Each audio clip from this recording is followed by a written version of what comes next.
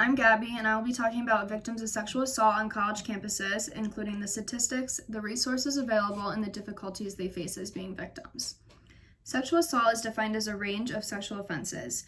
It can be from showing indecent images to another person, kissing or touching them without consent, and penetrating someone's body with another body or object without consent.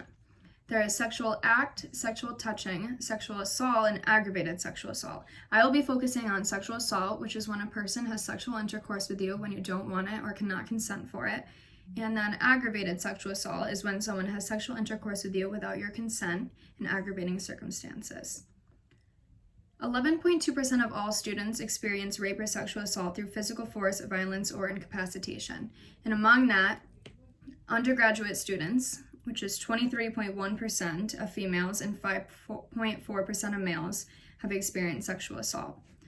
Sexual assault is more prevalent at college when compared to other crimes. So outside of college, there is 5 robberies for every 4 sexual assaults, while in college, there are 2 sexual assaults for 1 robbery.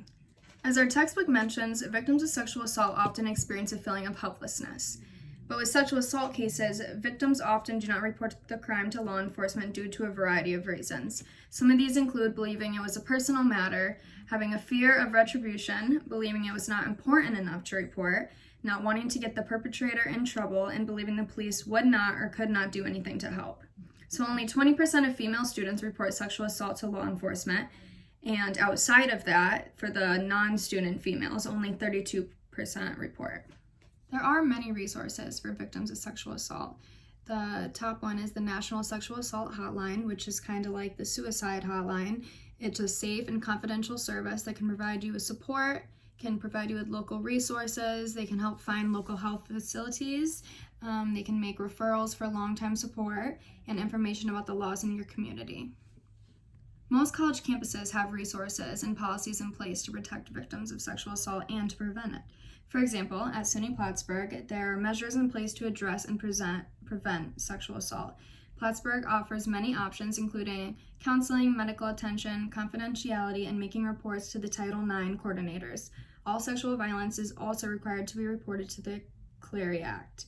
You can also go to Planned Parenthood. They offer a wide variety of medical support and resources for victims. Colleges have been taking good advocacy efforts. If you guys remember, when you are an incoming freshman for college, you have to take the Title IX course. It's like the little course. You have to do the one for the drinking and for the sexual assault and all that. So that's a good first step. Advocacy efforts are still needed. We need to educate everyone on sexual assault and consent, including explaining the different types of sexual assault. We need to show support to victims and acknowledge the trauma they have gone through. But the most important effort we need to work on revolves around the stigma that comes with rape and sexual assault. No victim should ever feel shame or fear. Anyone should have the option to safely report a sexual assault and receive the proper physical and mental health services. We all know the Brock Turner case and the leniency he was given after raping a female in 2015. What we don't all know is what happened to the victim of Brock Turner's assault. The victim woke up in the hospital after going to a party, and she was given sexual assault recovery pamphlets. She was photographed naked to record her bruises. She was interviewed by detectives, and all of her details of the night and her underwear went to a rape kit.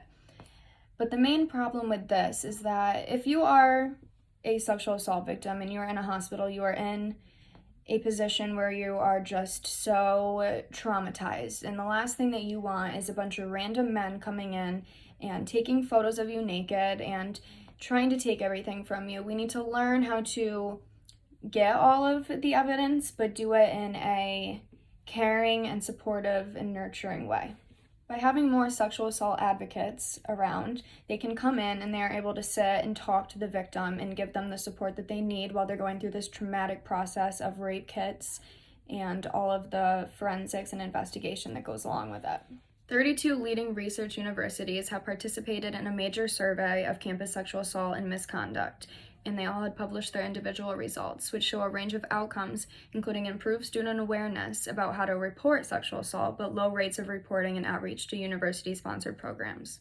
The University of Southern California survey found that undergraduate students showed a decreased knowledge of sexual assault and misconduct definitions, and that as of 2019, these undergraduates were not aware of where to seek help or file a report with the university. So in conclusion, our current pending issues remain the same. The lack of education students are receiving and not knowing where to seek help or file reports is our main issue. We need to continue to educate students and college faculty members, along with continuing to advocate for survivors and not feel fear or shame. Being a survivor of sexual assault is not something you should be ashamed of. You survived a traumatic event and you should be supported for that.